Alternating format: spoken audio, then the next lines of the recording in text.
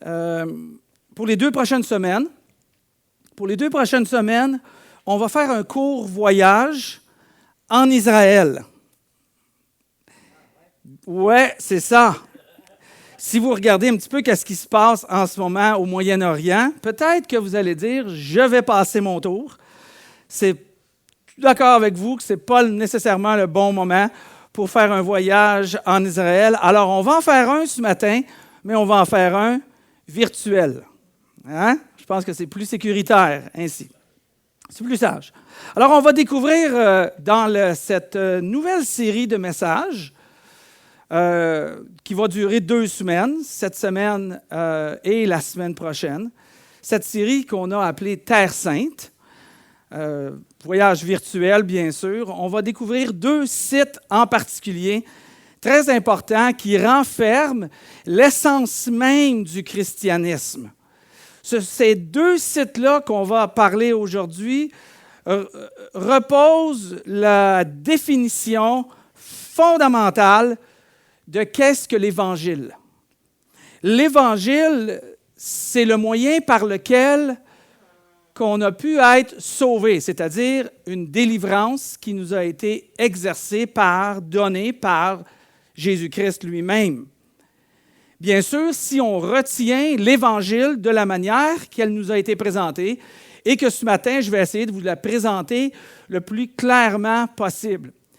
Quel est cet Évangile si je fais un résumé en vous disant que ces 2 sites-là qu'on va regarder durant les 2 prochaines semaines reposent la définition fondamentale? Mais la définition fondamentale de l'Évangile, c'est que Jésus-Christ a été enseveli, qui a été mort pendant 3 jours, que le 3e jour, il a été ressuscité, puis il a apparu pendant 40 jours à plus de 500 personnes témoins oculaires à la fois, et il y a eu cette ascension qui est montée vers son Père, et depuis ce jour, Jésus est assis à la droite de son Père.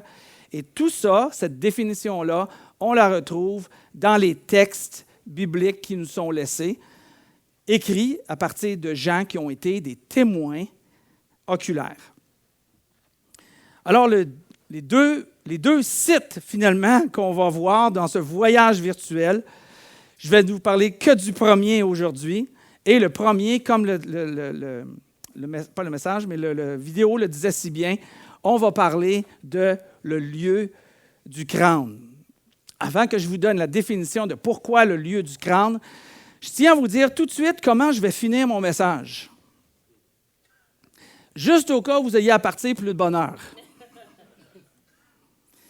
Je vais terminer mon message parce qu'aujourd'hui, on a placé exceptionnellement une croix à votre droite. Il ne faut pas que je me mélange. Quand on est gaucher, on se mélange toujours entre la gauche et la droite. Qui est gaucher et qui se mélange toujours entre la gauche et la droite? C'est donc bien étrange, hein, ça? En tout cas, vous êtes normal, je vous le dis. Vous faites partie des 5 % les plus intelligents de la planète. C'est comme ça. Désolé pour les autres. Mais à votre droite, je nous ai mis une croix. Et sur cette croix-là, bien sûr, puisqu'aujourd'hui on parle de la crucifixion et non pas de la résurrection, on a mis quelqu'un sur la croix. À la fin du message, pendant que le dernier chant va jouer, je vais descendre à côté de la croix, puis je vais vous inviter. Je vais vous inviter à rencontrer Dieu, et non pas François, à rencontrer Dieu. Je vais vous inviter à saisir l'opportunité pour faire cette rencontre-là que je vais décrire aujourd'hui. Et pourquoi? De façon à ce que vous sortiez d'ici transformés. Alors, si vous sentez une peine, si vous sentez une pression, si vous sentez un désir, si vous sentez une passion, ne résistez pas et venez saisir particulièrement à l'occasion d'établir cette rencontre-là divine avec Dieu, parce que je crois qu'il est complètement présent, sinon on ne parlerait pas de lui aujourd'hui. On n'est pas juste une religion, on veut établir une communion avec lui au travers de son Fils. Et je vais me placer là, puis je vais vous accueillir. Et si vous avez des temps de prière, on va prier ensemble. Si vous voulez établir cette communion-là profonde qui va vous transformer, je vais être là et je vais vous accueillir. Et le temps qu'on va être là, la musique va jouer. C'est bon? Bonne semaine. On se revoit la semaine prochaine. Non. J'avais 6 ans. J'avais 6 ans lorsque ma famille a été visitée avec mon frère, mon père, ma mère, à Montréal, une de mes tantes. Et je me souviens qu'elle avait une maison magnifique, absolument incroyable, avec un immense terrain. Et sur ce terrain se déposait une belle piscine creusée. Et moi, probablement que ça vient de là, j'ai toujours été impressionné par une piscine creusée. Jusqu'à temps qu'on déménage à Notre-Dame-des-Prairies et que j'achète une maison, avec ma femme, on achète une maison et il y a une piscine creusée. Et depuis ce jour, elle me cause tellement de troubles que nous discutons pour l'enterrer. Mais ce n'est pas l'image que j'avais quand j'avais 6 ans. Pour moi, c'était extraordinaire de cette piscine creusée-là. Pour moi, c'était un petit peu comme une preuve de réussite, même si je ne le disais pas dans ces mots-là quand j'avais 6 ans. Ce jour-là, ma tante avait organisé une fête. Il y avait beaucoup de personnes qui étaient présentes. Et mon frère Marc, 2 ans plus vieux que moi, donc à l'âge de 8 ans, voulait aller se baigner pour la première fois de l'année, de la saison d'été. Et puisqu'il voulait saisir l'opportunité d'une belle piscine profonde, il a décidé d'aller sur le tremplin et d'essayer la section la plus creuse de la piscine, une section de 10 ou 12 pieds. Il a monté sur le tremplin. Il s'est dit, je vais sauter, puis je vais nager en petit chien jusqu'à l'endroit qui est le moins profond pour que je puisse mettre les pieds à terre. Alors, il a sauté pour se rendre pour sauter dans la piscine. Il a commencé à nager un petit peu, puis à un moment donné, il croyait qu'il était rendu dans la section la moins profonde et qu'il pouvait toucher à terre. Il cherchait le fond, mais il ne l'a pas trouvé. Alors, il s'est enfoncé dans le fond de la piscine, puis il est revenu à la surface. Et en revenant à la surface, pis de panique, il a crié « Au secours! » Et tout ce qu'il se souvient, c'est qu'à ce moment-là, il a enfoncé de nouveau dans le fond de la piscine. Il a perdu complètement le sens de l'orientation, de comprendre qu'est-ce qui se passait. Puis dans un geste absolument spontané, entièrement rapide, mon père, qui est assis aussi ici, a plongé à toute vitesse, je me souviens de l'avoir vu encore, tout habillé dans la piscine, et il a sauté pour aller secourir son fils. Hein? Appliquons ce principe de secourir son fils avec le message d'aujourd'hui. Le message d'aujourd'hui va nous parler que Dieu te cherche même si tu ne le cherches pas. Dieu te cherche ce matin, même si toi tu crois qu'il ne te cherche pas, et même si toi tu ne le cherches pas et tu es venu ici pour essayer une expérience, prendre du jus, du café, des biscuits, des fruits, rencontrer du monde, trouver une blonde, trouver un chum. Plein de raisons conviennent. Dieu, lui, il y en a une raison. S'assurer que tu le trouves, lui. Hein? Et c'est ce qui s'est passé là où ce qu'on appelle le lieu du crâne. C'est le lieu où Jésus fut crucifié. C'est le lieu où le Père céleste a vu son Fils s'enfoncer vers la mort par amour pour toute l'humanité. Et nous savons, parce que nous sommes à la fin de l'histoire, nous sommes après l'histoire, 2000 ans après, nous savons que Dieu a ressuscité son Fils. Il a sauté dans l'eau pour aller chercher son Fils. Le lieu du crâne, c'est une place qui était appelée ainsi parce qu'il y avait une colline tout près de Jérusalem, à la sortie de Jérusalem, qui se trouvait à l'extérieur justement de la ville. Et on voit ici une photo. Je voulais vous donner un peu une photo de qu'est-ce qu'on parle quand que la Bible parle du lieu du crâne. Parce que je ne sais pas si vous voyez ici, c'est comme s'il y a 2 yeux, il y a un nez, puis c'est comme ça, si ça se trouve être la tête. C'est le lieu, c'était appelé le lieu du crâne. C'était l'endroit, semble-t-il, que Jésus aurait été crucifié.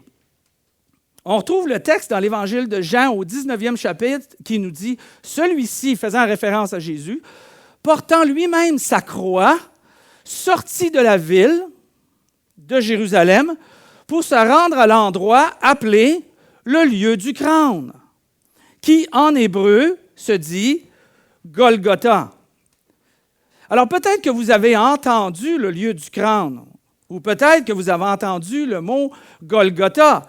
Le mot Golgotha est un mot hébreu qui veut simplement dire crâne. Ou vous avez peut-être entendu le mot calvaire, sur le mont du calvaire. Et le mot calvaire, c'est un mot latin qui se disait calvaria, et calvaria veut simplement dire crâne. Mais Jean ici l'a traduit en grec, ou en araméen plutôt, par lieu du crâne. Beaucoup de pèlerins visitent Jérusalem pour y retrouver une certaine connexion avec Dieu. C'est quelque chose que j'aimerais faire à un moment donné, quand ils ne seront plus en guerre.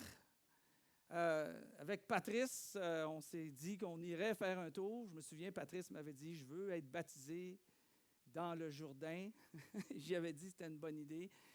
2 ans plus tard, on s'est dit on est peut-être mieux de faire d'autres choses ici parce que je ne pense pas qu'on va se rendre jusque-là. Finalement, Patrice a été baptisé il y a quelques mois, en janvier. Alors, beaucoup de personnes se rendent justement dans cette ville sainte, cette terre sainte à Jérusalem, pour avoir une certaine connexion au travers des lieux qui sont là, les événements qui se sont déroulés lors de la crucifixion, de la résurrection, de l'apparition de Jésus à plus de 500 témoins oculaires à la fois, et évidemment à l'ascension de Jésus.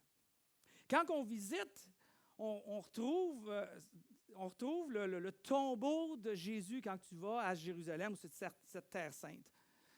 Et on le retrouve à un endroit qui s'appelle l'église du Saint-Sépulcre. Je ne sais pas si vous avez déjà été. C'est un bâtiment qui a été construit dans les années 325, à l'époque de l'empereur Constantin, qui était romain, l'empereur romain, et qui était devenu chrétien. Avant ça, on persécutait énormément les chrétiens jusqu'au jour où l'empereur romain a découvert la foi et a renversé le mouvement. Puis au lieu qu'aujourd'hui, l'Église romaine, ou la ville, ou l'Empire romain plutôt, s'oppose au christianisme, depuis ce jour des années 300, exactement 325, le christianisme a pris toute sa force parmi justement l'Église romaine qu'on voit aujourd'hui à la grandeur de la planète. Alors, ça avait commencé à ce moment-là. Et l'empereur, ayant trouvé la foi, a fait construire sur un endroit précis, qui était l'endroit qu'on retrouve aujourd'hui, le Saint-Sépulcre, sur l'ancienne construction, si vous voulez, du 2e temple juif, le temple d'Hérode qu'on retrouve quand on fait les textes, on regarde les textes bibliques, qui a été de nouveau détruit en 70 avant Jésus-Christ. Pas 70 avant Jésus-Christ, 70 après Jésus-Christ, donc à peu près 40 ans après la mort de Jésus, que Jésus avait prédit, qu'il a écrit, puis il a dit dans quelques années, en années 70, il va y avoir une destruction, puis Jésus le savait. Qui se passerait. Alors, ils ont construit ce Saint-Sépulcre-là, à cet endroit-là. On voit ici la photo que je voulais vous montrer un petit peu, qu'est-ce que ça a de l'air. Quand on arrive à l'endroit où, ce que semble-t-il, Jésus aurait été crucifié et aurait été enseveli. Alors, c'est tout ce immense bâtiment-là. Quand moi, j'ai découvert ça, je me disais, mon rêve vient un peu de s'écrouler. Dans ma tête, moi, je me disais, quand que Patrice puis moi, on va aller en Israël, puis on va aller à Jérusalem, Probablement que je vais marcher, puis je vais voir une montagne, puis il va y avoir 3 croix qui vont être là comme en mémoire de Jésus, puis tout va être protégé, puis on va regarder ça, puis ça va nous rappeler ce qu'on voit dans les films. Puis, fait que quand j'ai vu ça, je me suis dit, c'est donc bien différent. Je ne m'attendais vraiment pas à ça. C'est la location, l'emplacement finalement qui a été choisi, mais cet emplacement-là est contesté. Hein? Quand je continue ma visite virtuelle avant d'aller plus loin sur le restant du message, est contesté par une certaine branche du christianisme, puis on dit que ça ne peut pas être là parce que le temple... l'endroit où Jésus a été crucifié, les textes que les évangiles, les 4 évangiles, Matthieu, Marc, Luc et Jean nous ont laissés, et dans le livre d'Hébreux aussi, nous raconte par l'auteur que Jésus est sorti de la ville, puis c'est à l'extérieur de la ville, à l'extérieur de la muraille de la ville que Jésus aurait été crucifié. Et là, quand on regarde le Saint-Sépulcre ici, il est à l'intérieur de la ville. Alors, je me dis, OK, qu'est-ce qui s'est passé? Certains archéologues vont dire que le mur, au fil des années, et ça c'est vrai aussi, a été reconstruit à 3 reprises. Donc, la 3e fois, il aurait déplacé le mur de façon à ce que le Saint-Sépulcre soit à l'intérieur, même s'il était à l'extérieur après. Bon, je ne sais pas. Mais il y a un autre lieu, par contre, qui est quand même intéressant, qui est reconnu par une autre branche du christianisme, un autre lieu qui définit là où Jésus aurait été crucifié et là où Jésus aurait été enseveli. Oui, c'est ça, exactement. Alors, ce qu'on appelle, c'est le jardin de la tombe. C'est le jardin de la tombe, et voilà la photo que je voulais vous montrer. Ça, c'est à l'intérieur, finalement, là où on pense, dans le Saint-Sépulcre, j'avais oublié cette partie-là, là où est le Saint-Sépulcre, et on dit que là, on voit à l'intérieur que Jésus-Christ a été enseveli à cet endroit-là. Et sur la prochaine image, on voit plutôt ce que je voulais vous montrer là en ce moment, le jardin de la tombe, qui se trouve être un autre endroit qu'une autre branche du christianisme définit comme étant l'endroit où Jésus aurait été enseveli après avoir été crucifié, non loin de ça, sur le lieu du crâne. Mais encore une fois, cet emplacement-là est controversé. La raison, c'est la forme de la tombe. À l'intérieur de la tombe, la tombe était faite de façon à avoir 2 chambres. Et à l'époque de Jésus, les chambres devaient être côte à côte lorsqu'on créait 2 chambres pour mettre plus de personnes dedans, et non pas l'une en arrière de l'autre. Et cette tombe-là est l'une en arrière il y a 2 chambres qui sont l'une en arrière de l'autre. Donc, ça remonterait plutôt à beaucoup plus d'années avant Jésus-Christ qu'à l'époque de Jésus-Christ. Bon, je me suis dit, bon, OK, je ne suis pas bien plus avancé. Par contre, je me disais aussi, c'est intéressant de faire cette visite virtuelle-là, mais est-ce que l'emplacement change énormément l'événement de ce qui s'est passé? Absolument pas. Ce qu'on sait avec certitude, ce que les textes nous ont été écrits, ce que des témoins oculaires ont mentionné, c'est que Jésus est mort sur le lieu du crâne, et l'image que je vous ai montrée tout à l'heure, qui était tout près de cette tombe-là, est l'endroit qui est le plus... que les gens sont le plus d'accord, finalement, comme étant l'emplacement où ce que Jésus aurait été crucifié et enseveli. Alors, qu'est-ce que... Mais c'est beau, la visite virtuelle. C'est beau de comprendre ça. Je trouvais ça intéressant pour moi. Puis j'aime l'histoire. Vous savez comment est-ce que j'aime l'histoire. Mais qu'est-ce qui s'est passé vraiment au lieu du crâne? Et je pense que c'est ça qui nous intéresse encore plus. Qu'est-ce qui s'est passé au lieu du crâne? Qu'est-ce qui s'est passé au calvaire? Qu'est-ce qui s'est passé sur le mont Golgotha? C'est qu'une chose qu'on sait importante, c'est que Dieu a agi par amour. Mais c'est très important de comprendre ça. Parce que quand on regarde la crucifixion de Jésus-Christ sur le mont du Calvaire ou sur le lieu du crâne, on n'a pas comme l'impression que Dieu l'a aimé, que son Père l'a aimé. Mais ça, c'est vraiment notre mode de pensée. On a toujours l'impression que quand on vit de la souffrance, c'est parce que Dieu ne nous aime pas. Quand on vit, on a de la mortalité, puis là, on a de la peine, on est attristé, ça, c'est quand on n'est pas affligé complètement. On dit à Dieu, pourquoi? Pourquoi tu permets que ça m'arrive? Et ça crée un doute dans notre vie sur le fait, est-ce que Dieu nous aime? Si Dieu nous aurait aimés, pourquoi est-ce qu'il n'a pas évité une telle chose? Si Dieu nous aurait aimés, pourquoi il n'a pas intervenu à un certain moment donné? Si Dieu nous avait aimés, 3 petits points. Chacun pourrait combler les 3 petits points avec différents moments de notre vie où on s'est questionné sur le véritable amour de Dieu, le Père, pour nous. Un des textes qui nous répond à cette question-là est dans le livre de Romains. Paul écrit une lettre à une église comme l'Accessible, qui était à Rome à ce moment-là. Puis il dit, lui, parlant de Dieu le Père, qui n'a même pas épargné son propre Fils, mais l'a livré pour nous tous. Dieu, le Père, n'a pas épargné son Fils. Et la raison, avant d'aller plus loin, c'est par amour pour nous tous. C'est par amour pour nous ici qui nous sommes réunis, qui entendons de nouveau ou pour la première fois ce merveilleux message d'amour de Dieu au travers de son Fils. Qu'il a laissé son Fils mourir sur la croix de façon à ce que toi, puisses avoir une rencontre avec Dieu au travers de son Fils. Il n'a pas épargné, il n'a pas intervenu, il n'a pas empêché. Est-ce qu'il aurait eu la capacité de le faire à n'importe quel moment? N'importe quel moment, Jésus aurait pu appeler une légion d'anges pour venir le délivrer. À n'importe quel moment, Jésus aurait pu.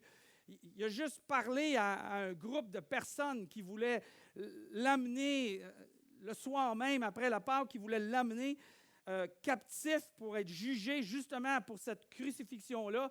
Il a juste parlé, puis la légion qui était devant lui est toute tombée à terre.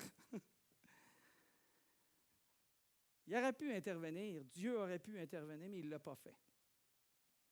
Il ne l'a pas fait pour toi, il ne l'a pas fait pour moi.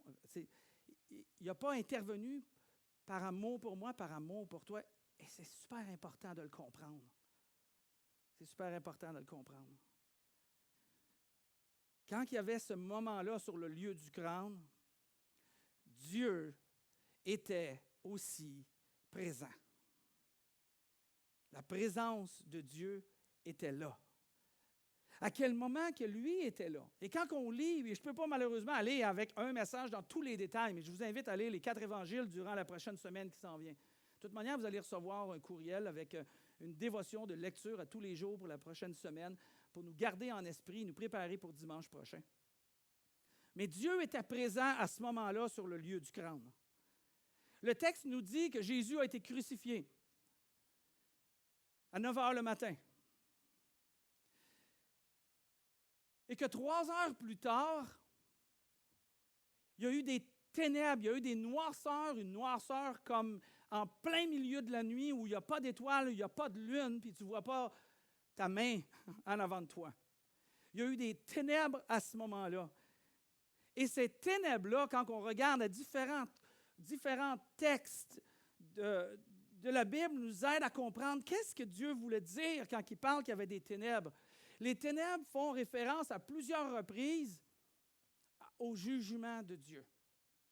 Il y a un jugement de Dieu qui était en train de se faire en ce moment-là. Même Jésus sur la croix, vous savez que Jésus a dit 7 paroles sur la croix. Et une de ces paroles-là, immédiatement, quand que les ténèbres ont pris place, Jésus a dit, « Mon Père, pourquoi m'as-tu abandonné? » C'est ce que Jésus ressentait à ce moment-là, mais son Père était toujours présent parce que sa présence est manifestée par le fait qu'il y avait des ténèbres qui signifiait que justement le jugement qui a tombé sur nous, le jugement dans lequel nous méritions, et on va en parler dans une seconde, est tombé sur Jésus-Christ. Lui qui n'avait jamais été pécheur, qui n'avait jamais fait de faute, qui n'avait jamais fait d'erreur, et le mot religieux ou bien biblique qu'on retrouve souvent, c'est le mot pécheur, a été mis sur les épaules de Jésus-Christ à ce moment-là. Dieu était présent sous la forme du jugement sur son Fils par amour pour nous, afin que nous découvrions Dieu et développions une communion avec lui Établissons une relation avec lui qui va transformer notre vie, qui va nous donner le goût de le suivre, de l'aimer, de l'adorer, de changer notre vie, notre comportement, de façon à ce que les autres autour de nous se posent la question en disant « Comment ça se fait qu'il est différent? Comment ça se fait qu'il ne fait pas ça? Pourquoi il agit de même? Pourquoi il agit de cette manière-là? » Justement, pour que Dieu puisse nous transformer. Puis à ce moment-là,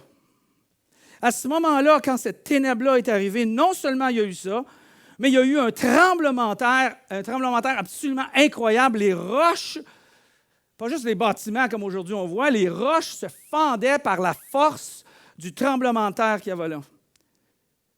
Et non seulement ça, mais il y avait aussi une coutume religieuse que je n'ai pas le temps non plus d'aller là-dedans ce matin, dans le temple des Juifs, puis il y avait un rideau qui séparait le peuple juif de la présence de Dieu. Et ce rideau-là, qui était un rideau à peu près de 12 pouces de large, s'est déchiré de haut en bas tout seul. Et les gens, un peu comme on a vu dans notre introduction, et les gens ont vu ça. Et non seulement ça, mais au moment que les ténèbres sont arrivées comme ça, pour démontrer la présence de Dieu dans les moments où on pense qu'il n'est peut-être pas là,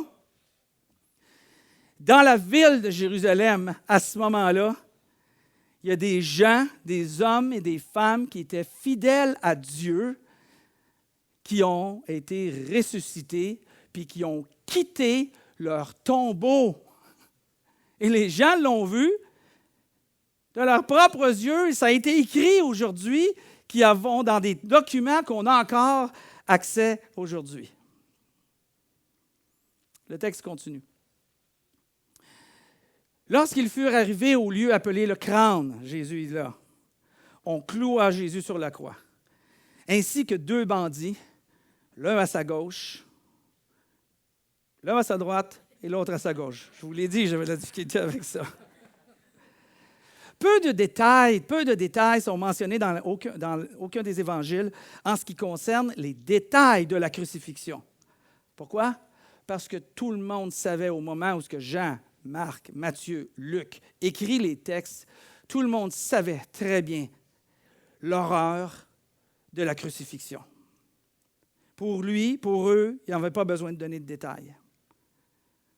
Les crucifiés étaient placés bien à la vue, souvent à la croisée des chemins, de façon à ce que la population, particulièrement les Juifs, parce que c'était sous l'Empire romain, que la population juive ait peur de s'opposer à l'autorité romaine.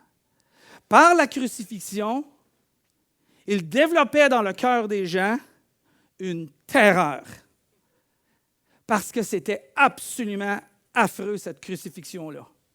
Une crucifixion où tu clouais les gens, une crucifixion qui a été inventée probablement par les Perses, améliorée par les Grecs, puis perfectionnée par les Romains, qui, après avoir grandement affaibli leurs victimes, comme c'est arrivé à Jésus, par des coups de fouet qui arrachaient des morceaux de peau à chaque fois que le fouet frappait, des meurtrisseurs de toutes sortes, des coups de poing de toutes sortes, la victime était forcée à porter sa croix jusqu'au lieu où avait la crucifixion.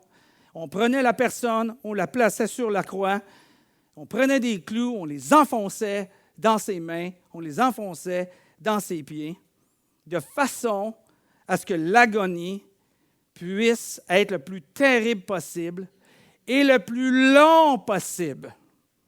Il y en a qui pouvaient rester jusqu'à 2-3 jours cloués sur la croix. Et à un moment donné, ils mouraient très souvent d'asphyxie. Parce qu'il n'y avait pas de morceau de bois qui était en dessous d'eux, qui pouvait s'appuyer. Il fallait qu'ils poussent ses pieds puis ses mains qui sont déjà clouées de façon à prendre un respire. Ça devait être absolument incroyable. Jésus sur la croix, dans toute cette souffrance sur le lieu du crâne, là où son Père était présent, là où il n'a pas épargné son Fils pour nous, Jésus dit, ce que Jésus va dire reflète ce qu'il a toujours été durant ses 33 ans de vie sur cette terre. Jésus a vécu de la manière qu'il est mort. Et il est mort de la manière qu'il a vécu, avec honneur, avec amour. Parce que ce que Jésus a dit, ce qui s'en vient, il nous invite, à nous, qui entendent ce message, de vivre de la même manière que lui a vécu. En d'autres mots, Jésus nous invite à ne pas retourner la faveur à nos ennemis. Jésus a dit, sur la croix, à bout de souffle, « Père,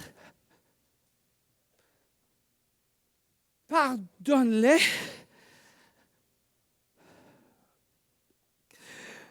car ils ne savent pas ce qu'ils font. »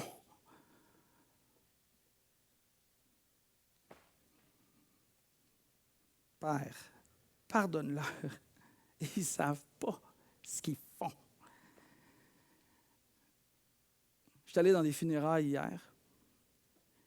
Et quand je regardais les funérailles, puis je voyais des gens qui n'avaient aucune compréhension de l'amour de Dieu, que ceux qui dirigeaient les funérailles n'avaient aucune compréhension de ce que Dieu a fait, de ce que Jésus a fait, de ce que Jésus a dit, de ce que les apôtres ont écrit.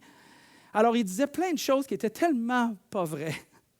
Tellement pas vrai. Des fois, j'étais bouleversé, des fois, j'étais scandalisé, des fois, j'étais fâché. Puis des fois, je me disais, puis à un moment donné, je me suis dit, ils ne savent pas. Ils savent juste pas. Comment confirmer qu'ils ne savaient pas?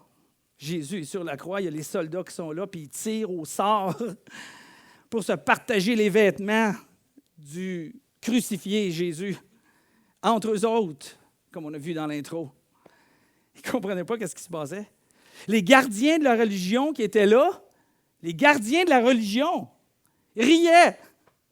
Ils se moquaient de ce qui se passait. Les soldats aussi qui étaient là avec les gardiens de la religion, les soldats de l'armée romaine qui étaient là. Et un des criminels crucifiés se moquait de lui, puis il disait, c'est toi qui es le Messie. C'est toi qui es l'élu. C'est toi qui as dit pendant 3 ans que tu es le roi des Juifs. Sauve-toi toi-même. Si Jésus se serait sauvé lui-même à ce moment-là, toi puis moi, on ne serait pas ici aujourd'hui. Toi puis moi, on serait encore dans nos fautes, dans nos erreurs, dans nos péchés, sans espoir pour la vie éternelle, sans changement dans nos vies et sans transformation, mais simplement l'attente d'un jugement final. C'est ça qui serait arrivé si Jésus se serait sauvé lui-même.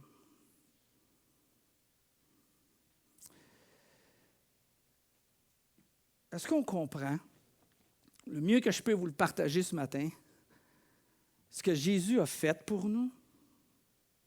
Est-ce qu'on comprend pourquoi Jésus devait mourir pour nous? Est-ce qu'on comprend ce qu'on célèbre quand on célèbre la Pâque?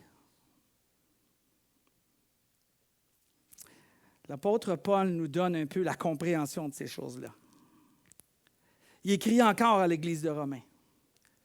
Puis il dit, « Mais voici comment Dieu nous montre l'amour qu'il a pour nous. Voici comment Dieu vous montre comment il vous aime. » Mais il faut retenir comment il nous aime. Il y a un plan, Dieu. Et on se doit d'entrer dans ce plan pour notre propre bénéfice. Et je le sais que tout ça semble tellement Twilight Zone. Ça semble... Oui, mais la pensée de Dieu n'est pas celle de l'homme. Et j'essaie de vous expliquer l'importance de cette connexion-là essentielle. Parce que tout a été fait, mais voici comment Dieu nous a montré l'amour qu'il a pour nous. Alors que lorsque nous étions encore des pécheurs, Christ est mort pour nous. Ce qu'il dit ici, là, c'est la définition de l'amour. L'amour se voit à la croix de Jésus-Christ. Se voit dans le Fils qui a pris nos fautes, nos erreurs, qui a fait en sorte que nous, on ne soit pas jugés pour nos fautes, nos erreurs, nos péchés. Mais Dieu est un Dieu juste, comme un juge peut être un juge juste. Il ne laissera pas des fautes impunies parce que toi, tu es gentil ou que toi, tu es gentil. Il va exercer la règle. Dieu exerce la règle. Sa règle, c'est qu'il est un Dieu juste, égal pour tout le monde. Puis Dieu, il n'a pas dit, toi, tu fais assez de bien, tu vas gagner ton ciel, je vais vivre avec toi, tu vas avoir une communion avec moi. Mais toi, tu ne fais pas assez de bien. Tu n'es pas assez gentil, tu n'es pas assez dévoué. Puis toi, en arrière, tu poses toujours trop de questions, tu es fatigant. Puis toi, tu fais ta vie sans t'occuper des autres. Puis toi, c'est juste ta famille qui... Ça serait injuste de dire « toi oui, toi non, toi oui, toi non, toi t'es un meurtrier », comme ceux qui étaient à la croix, un à la droite, un à la gauche, un qui a reçu Jésus, l'autre qui ne l'a pas reçu. C'est pas... Dieu a fait ça de manière très juste. Très juste pour tout le monde. Il dit tout le monde sur cette planète a la même manière d'avoir cette communion-là avec Dieu, d'avoir cette rencontre avec Dieu, qui va transformer ta vie, qui va te donner un goût de vouloir suivre Jésus à partir d'aujourd'hui, comme quand j'avais 19 ans, que ça n'a jamais lâché ce feu de vouloir suivre Jésus, jusqu'à temps que je vais vivre dans l'éternité avec lui. C'est la même règle pour tout le monde. Jésus-Christ a pris tes fautes, tes erreurs, tes péchés. Il est devenu coupable pour toi, afin que, si tu crois par la foi, c'est le chemin, si tu crois par la foi à Jésus-Christ, en Jésus, il efface tes erreurs, il efface tes passés, tes méchancetés, il efface tout ce qu'on a honte. Alors, lorsque nous étions encore pécheurs, le mot « encore » est très important ici. Lorsque nous étions encore pécheurs, Christ a donné sa vie. Lorsque nous étions encore immoraux, lorsque nous étions encore dans le vice, lorsque nous étions encore dans la haine, lorsque nous sommes dans la querelle, lorsque nous sommes dans la jalousie, lorsque nous sommes dans l'envie, lorsque nous sommes dans la violence, lorsque nous sommes dans l'avarice, lorsque nous sommes dans la colère, lorsque nous sommes dans la division, lorsque nous sommes dans l'ivrognerie, et on pourrait continuer à énumérer tous les types de fautes, d'erreurs, de péchés, de transgressions qu'on commet dans nos vies, on en fait tous. Paul nous dit dans ce texte-là, tous ceux qui commettent ça, tous ceux qui font ces fautes-là, n'ont pas de place dans le royaume de Dieu. Pas de place dans le royaume de Dieu. Oh, ça nous laisse quoi? Ça nous laisse une gang d'imparfaits, sans espoir. Jésus a pris tous nos fautes, tous nos erreurs, toute notre avarice, toute notre colère, toute notre haine, toutes nos divisions. Il est mort pour nous en prenant ces choses-là. Ce qu'il nous demande, le plan de Dieu, la manière que se fait le plan de Dieu. Celui qui veut suivre Jésus a besoin de reconnaître que Jésus est le Seigneur. Comment? En croyant du cœur. En croyant du cœur que Dieu, au bout de la ligne, ressuscité Jésus-Christ, après avoir accompli ce qu'il est venu faire, c'était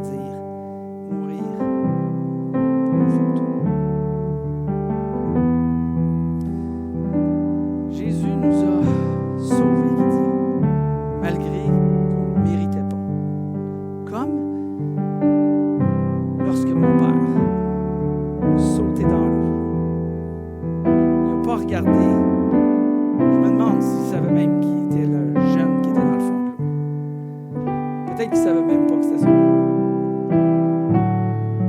Il n'a pas dit « il mérite que je plonge dans l'eau ». C'est un bon gars. Il est gentil. Il a travaillé fort. Il est obéissant. C'est un bon petit gars. Il mérite. Parce que s'il aurait pensé ça, il aurait dit « peut-être qu'il ne mérite pas ». Puis là, il n'aurait pas sauté dans l'eau. Il n'a pas regardé assez. Dieu fait la même chose. Dieu ne regarde pas si tu le mérites. Il ne regarde pas si tu mérites le ciel, la transformation, la communion avec lui. Il ne regarde pas si tu le mérites. Tu le mérites au travers de Jésus-Christ. Si tu veux simplement croire en lui. Simplement croire en lui. C'est pour ça que je vous disais au début du message, je viens de venir là. Puis je veux vous accueillir. Je ne veux pas être celui qui va faire de la relation d'aide. Ce que je veux, c'est vous présenter à celui qui veut une communion avec toi, qui va garantir sa présence dans ta vie à partir d'aujourd'hui et pour l'éternité. Parce que tu vas reconnaître ce que Jésus a fait pour toi et que sans lui, tu restes dans tes fautes. Mais avec lui, il te lave de ses fautes. Parce que le jugement est tombé sur lui et non pas sur toi. Alors si tu veux cette communion-là avec Dieu, viens me rencontrer. On est encore à faire la musique.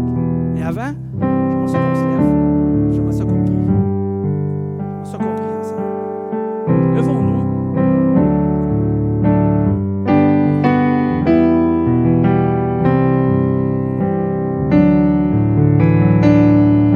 Prenons le temps d'évaluer notre condition, votre condition. Et j'aimerais qu'on prie premièrement pour ceux et celles dans cette assemblée qui n'ont pas encore cette communion-là vivante de suivre Jésus et de laisser Dieu les transformer pour l'éternité. La Bible appelle ça être né de nouveau, une nouvelle naissance.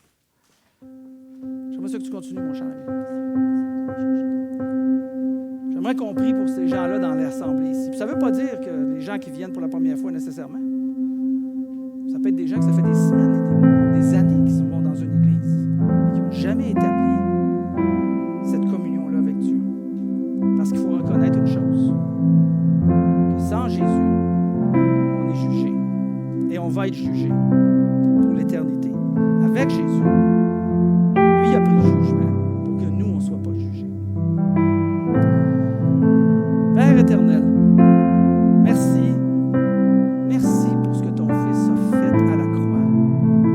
Merci de ne pas avoir intervenu, mais d'avoir été complètement présent sur le lieu du crime, afin que s'accomplisse le plus grand des miracles qui ait jamais existé dans l'humanité, celui de la présence de ton Fils, Dieu en personne, sur cette terre. Merci qu'il ait offert sa vie de façon à ce que nous puissions être délivrés et posséder une espérance de la vie éternelle.